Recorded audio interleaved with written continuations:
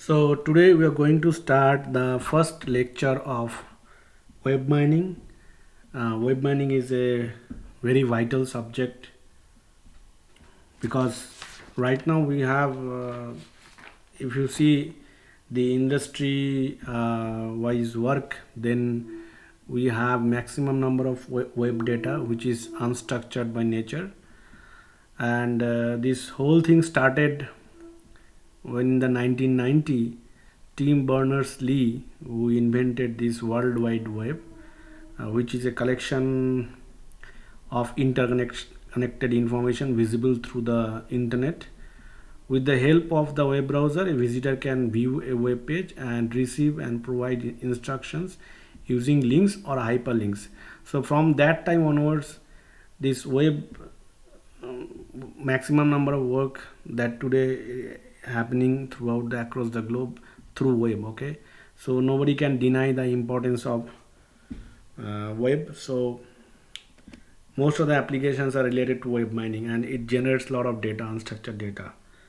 So what is web mining? So web mining can widely be seen as the application of adaptive data mining techniques. That means when we use the data mining technique to the web, that time it is called web mining.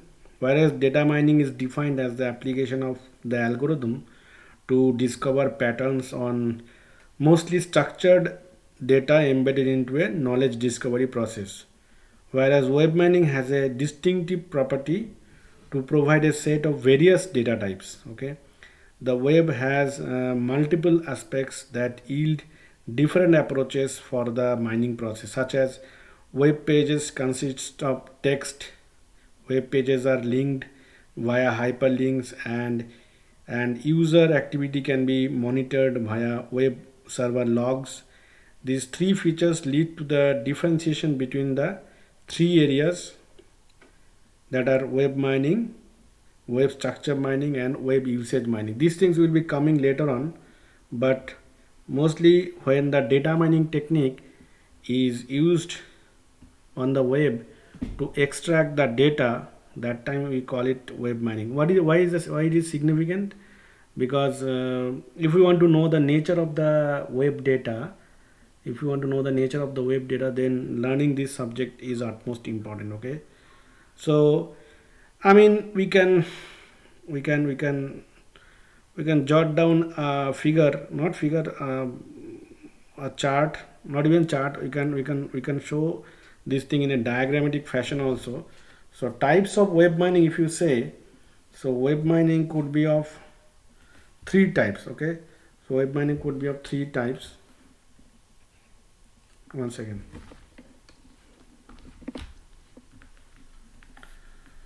Web mining could be of three types. Just from writing over here. One is web content mining.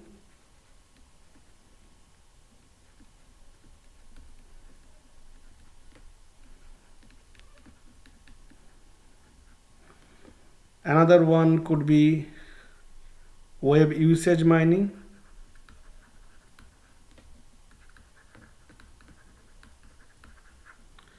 And third one could be web structured mining.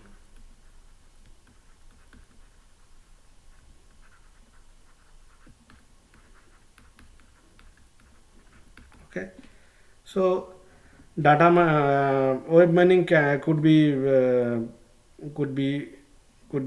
written in three.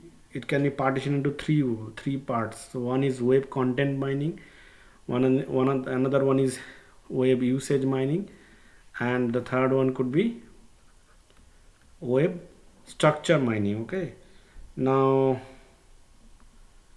web content mining, although these things we will be covering later on, but I'll give you a little bit of this thing. So before going to the web content mining, let us see what is World Wide Web. World Wide Web. So World Wide Web, all of you know that is officially defined as a wide area hypermedia information retrieval initiative aiming to give universal access to a large universe of documents. Okay, that is World Wide Web. It is the official definition. Okay, in simpler terms, web is an internet based computer network that allows user of one computer to access information stored on through the worldwide network called internet. So internet is the World Wide Web. Okay, now this web implementation follows a specific standard model. Okay, so that model is called client server model. So you maybe already know what is client server model. So client server model is very important. Okay, so if you want to do any kind of experiment, let's say dummy projects that is web based, let's say I want to develop few, I want to check few cryptographic algorithm whether they are hackable or not. Okay, let's say I want to do timing attack or sidechain attacks. We can do attacks on cryptographic algorithm. So how do you implement that? So for that you always need a client server architecture. There may be one server, many clients. Okay, so between client and server, information exchange will happen. What will happen at the end? Information exchange. So message might be sent from the server to the client, and client also can reciprocate. By this process we can check the channel whether it is working properly or not. And cryptographic algorithm could also be, let's say if you are doing timing attack, if you know what is timing attack, which is when the block ciphers can be check, its strength can be checked by attacking using timing attack. So timing attack is one of the attacks, sidechain attacks that we can do.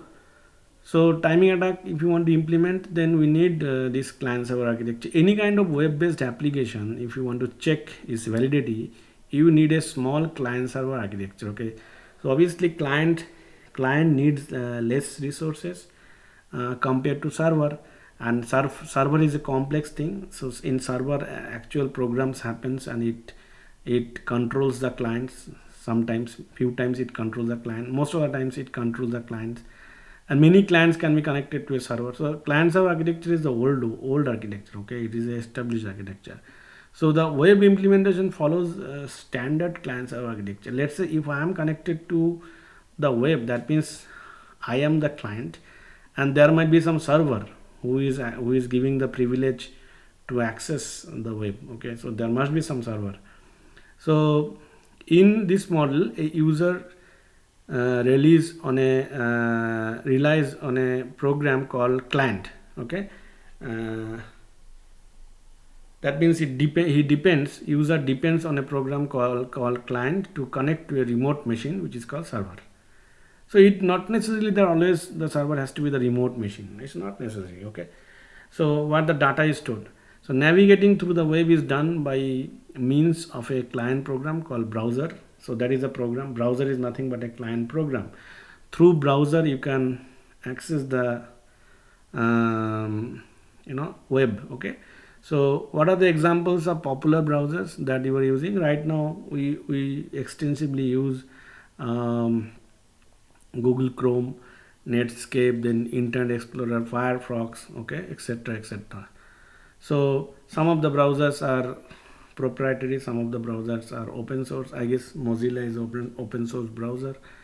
Okay, so web browsers work by sending request to remote server for information, and then interpreting the written documents written in HTML and laying out the text on graphics on the user's computer screen on the client side. So this is basically what it tries to say, that primarily web implementation is model based on client server architecture. Okay, that is the meaning. So also this operation of web relies on the structure of the hypertext documents. Okay, now hypertext document, you know that you use HTML, right? HTML you might be good at HTML, writing HTML code. So hypertext document is the another component upon which this web highly depends. It depends on hypertext documents. Okay, so hypertext it allows web page authors to link their document to other related document residing on computers anywhere in the world. Okay, this is the important thing. So authors to link their documents to other related documents residing on the computers anywhere in the world. To view this document, one simply follows the links called hyperlinks. So wherever you are going to open a browser, you need a hyperlinks. Okay, now hyperlinks, initially it is in terms of names, right? www dot something, but on the back of that namespace, you'll be having some address, some IP address, and then finally maybe MAC address. Okay, so that means the physical address and logical address will be there. IP address is a logical address, obviously, that we'll be discussing later on. What is the significance of IP address and why we need IP address. So hyperlinks is such kind of links through which you can access the web pages. Okay, so the idea of hypertext was invented by Ted Nelson in 1965, who also created the well-known hypertext system Xanadu. Okay, hypertext that also allows other media is called hypermedia. So when it is related to the web document that you are accessing is related to the image, audio, or video file, that times we won't call it hypertext, rather we will call it hypermedia. Okay, now I think you already might be knowing that the brief history of web and the internet. So the creation of web, who created, just now I mentioned that Tim Berners-Lee, who at the time worked at CERN. So it's a very popular lab, and the great scientist, computer scientist, works there. CERN is not only popular for it is not only for computer science. I think in CERN physics research also happens, cutting edge research on physics. Okay, like that research, you remember that Higgs boson and all these things. Okay, so those experiments happened in CERN during the time. I think 5-6 years back there was a tunnel created to check the, I think it is related with the black hole theory, I guess. So such kind of research also happened in CERN. So CERN is a very popular reputed research center where people used to do postdoc and PhDs. It is in Switzerland. So he coined the term. Who coined the term? Tim Berners, World Wide Web. WWW is coined by him only. Okay, so remember the name, Tim Berners-Lee. Tim Berners-Lee wrote the first World Wide Web server, HTTPD, and the first client program, World Wide Web. Okay, this is the first program created by Tim Berners-Lee. Now history continues. What happens is in the 1989, when Tim Berners-Lee submitted a proposal titled Information Management, a proposal to his superior at CERN. In the proposal, he discussed the disadvantage of hierarchical information organization and outlined the advantages of hypertext based system. So the proposal called for a simple protocol that could request information stored in remote computer system through networks. So like that, he in the CERN he developed that, and then the proposal essentially outlined a distributed hypertext system, which is the basic architecture of the web. So he was successfully able to deploy the things in distributed hypertext system as a distributed hypertext systems, and then from there onwards this web was successfully invented. Okay, so initially the proposal did not receive the needed support as usual. However, in 1990 Berners-Lee recirculated the proposal and received the support to begin the work. With this project, Berners-Lee and his team CERN laid the foundation for the future development of the web as a distributed hypertext system. So this is what happens. The main architect of this whole World Wide Web is nothing but Tim Berners-Lee. Remember the name. Okay.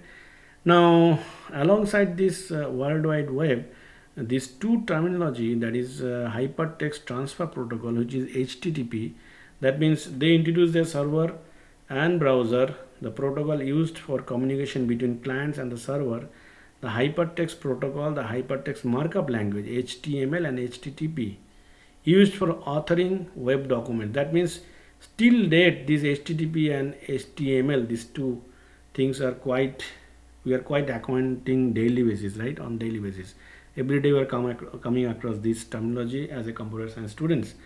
So this is what happening. So web document and the universal resource locator, URL. So URL, HTTP, HTML, these three terminologies are very important and very popular. Every day we used to hear this terminology, especially with the computer science related people. Okay, now it is not that only this terminology is important. There are other things also discovered.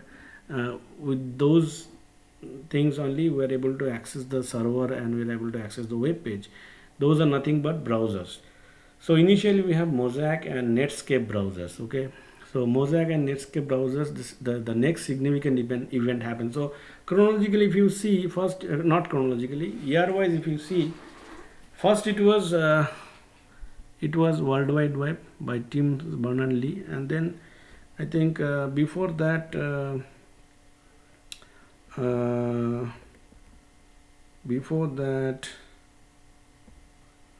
okay, so Hypertext was invented by Ted Nelson in 1965. Then Tim Berners-Lee, World Wide Web. Then things goes on, and then we have the browsers, Mosaic and Netscape browsers. So the significant event in the development of the web was arrival of the Mosaic browser. Okay, in February 1993, Mark Andreessen from the University of Illinois, he developed this. Okay, Mosaic for X, graphical web browser for Unix. So it was earlier for Unix operating systems. A few months later, different version of Mosaic was released for Macintosh and Windows operating system. This was an important event. For the first time, web client with a consistent and simple point-to-click graphical user interface was implemented for the three most popular operating systems available at that time. It soon made big splashes outside the academic circle, where it had begun.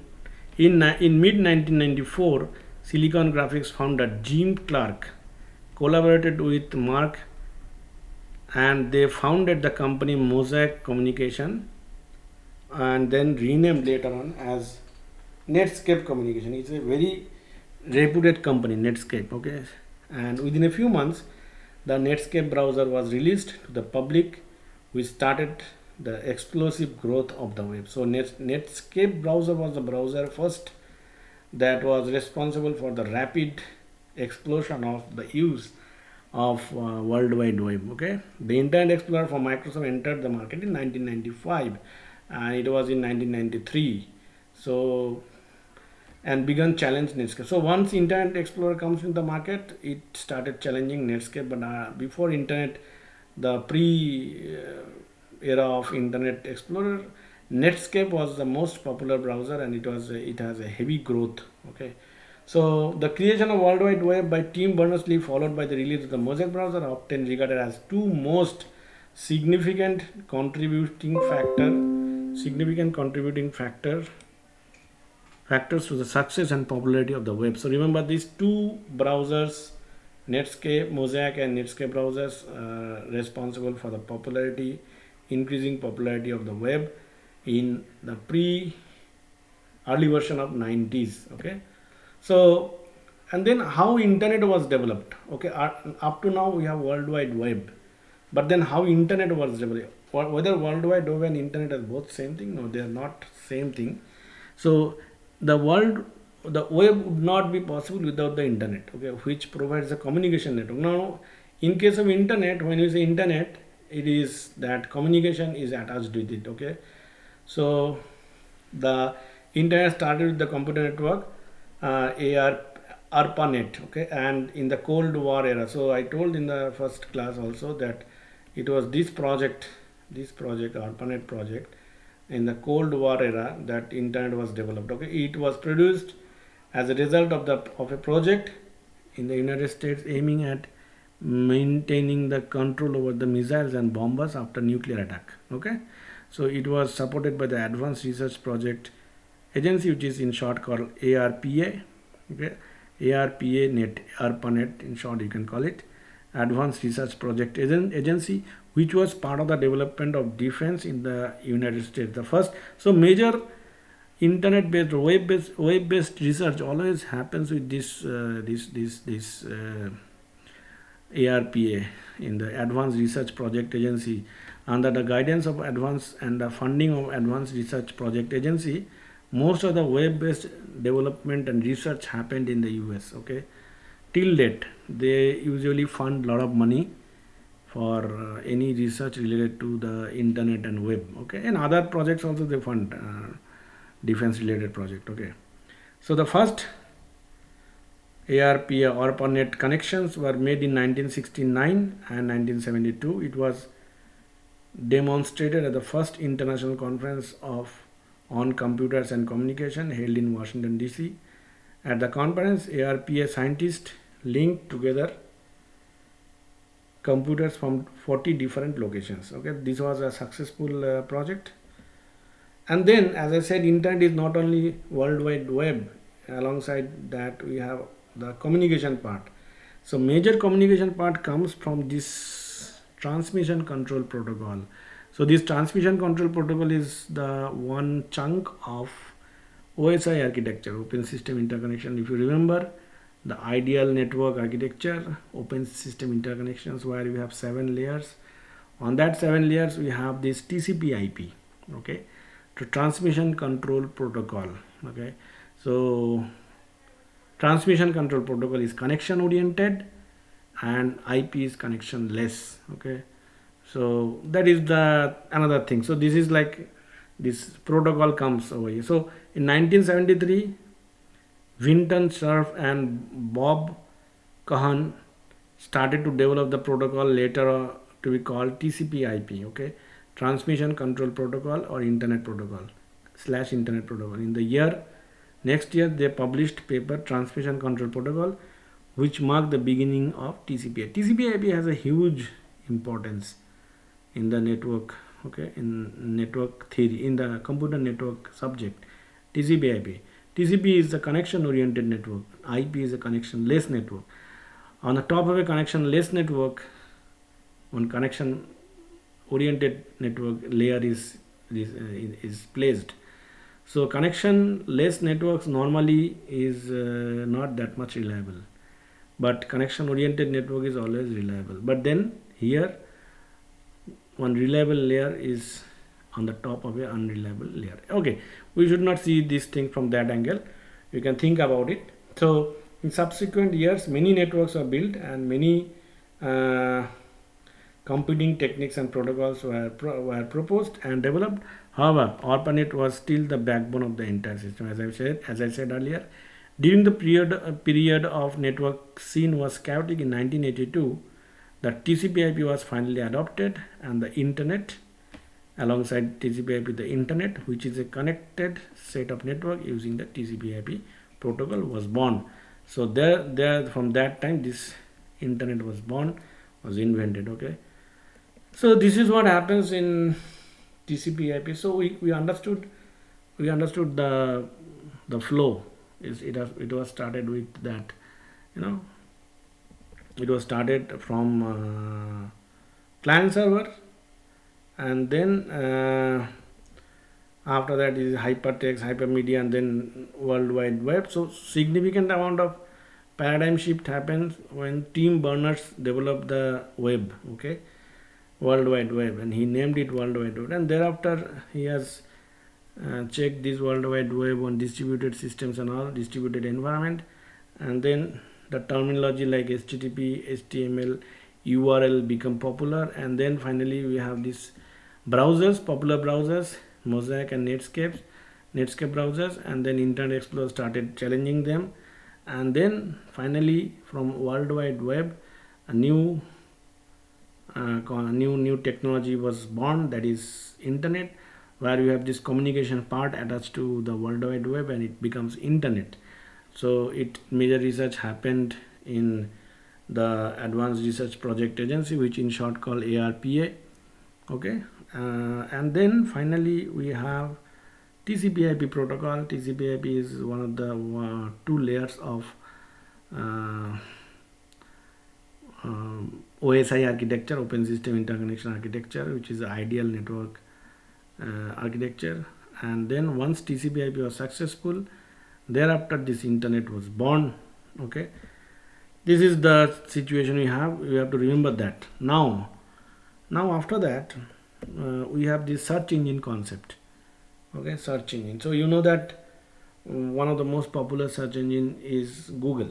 Okay, so which was invented by Larry Page and Sergey Brin, and they have a company called Google. So Google, when it started with a page rank algorithm. Okay, page rank algorithm. And nowadays they have many critical algorithms. Nowadays I don't think they're still using page rank algorithm. They might have different algorithms. Okay, more sophisticated and critical algorithms they might be using. But when they started with this page rank algorithm, where we used to calculate the what do you call it, centrality and probability, and with that we used to find I mean, it's all about connectivity, outgoing connection, incoming connections. Okay, so we'll see this page rank algorithm later on. Okay, but search engine is also an important thing. Search engine. So with the information being shared worldwide, there was a need for individuals to find information in an orderly and efficient manner. Thus began the development of search engine.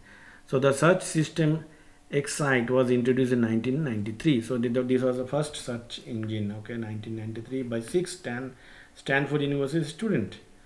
And then EINet Galaxy was established in 1994 as a part of MCC Research Consortium at the University of Texas. Jerry Young and David Philo created Yahoo, that is also a search engine, in 1994, which started out as a listing of their favorite websites and offered directory search. In subsequent years, many search engines were emerged, as for example, Lycos, Infosec, AltraVista, and then others. Okay, but among all these search engines, we know that Google is the most popular search engine, and till date, it is one of the most popular search engine. Now, with search engine, there is a concept called search engine optimization technique. So people used to use search engine optimization technique by using keywords and other things. So we'll be seeing the things in the next class. Okay, so thank you.